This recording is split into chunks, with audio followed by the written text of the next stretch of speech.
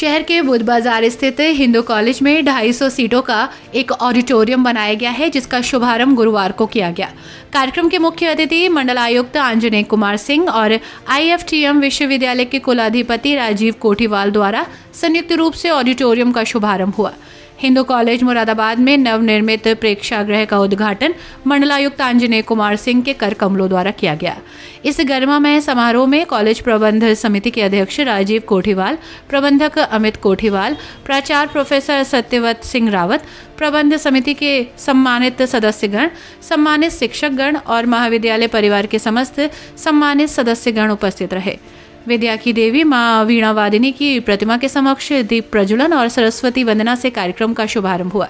मंडलायुक्त ने अपने संबोधन में भव्य प्रेक्षागृह के निर्माण पर प्रसन्नता करते हुए कहा कि ये बच्चों से संबद्ध विविध गतिविधियों के संचालन में सहायक सिद्ध होगा।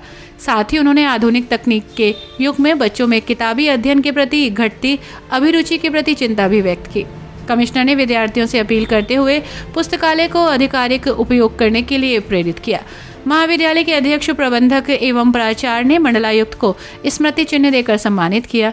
साथ ही प्रेक्षागृह की निर्माता एजेंसी की पूरी टीम ने भी मंडलायुक्त, अध्यक्ष, प्रबंधक और प्राचार्य को सरस्वती की प्रतिमा और शॉल देकर सम्मानित किया।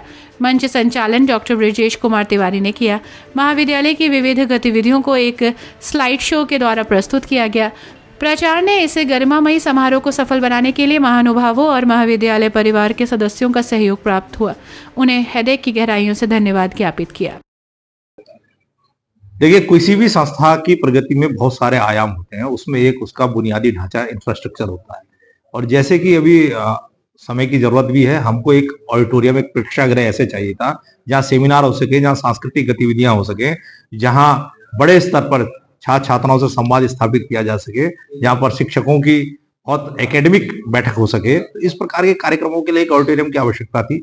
और वो ऑडिटोरियम, प्लेग्राउंड, इंडोर स्टेडियम, ये सारा एक NAAC के मानकों के अनुसार भी बहुत ज्यादा आवश्यक है। तो ऑडिटोरियम की आवश्यकता लंबे समय से चली जा रही थी। इसे अत्याधुनिक सुविधाओं से लैस एक ऑडिटोरियम बनाया गया, जिसमें कि छात्र छात्राएं विभिन्न कार्यक्रमों में अपनी गतिविधियां प्रस्तुत कर सकें और अपने व्यक्तित्व की पूर्णता की ओर बढ़ सकें, क्योंकि सांस्कृतिक गतिविधियां भी किसी कॉलेज की प्रगति की एक महत्वपूर्ण आधारशिला होती है।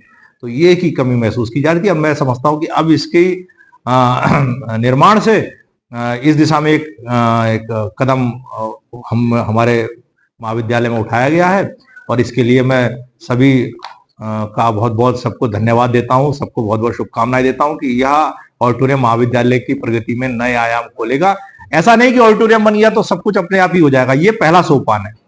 अभी प्रथम सोपान है, आगे लक्ष्य महान है। अभी प्रथम सोपान है, आगे लक्ष्य महान है।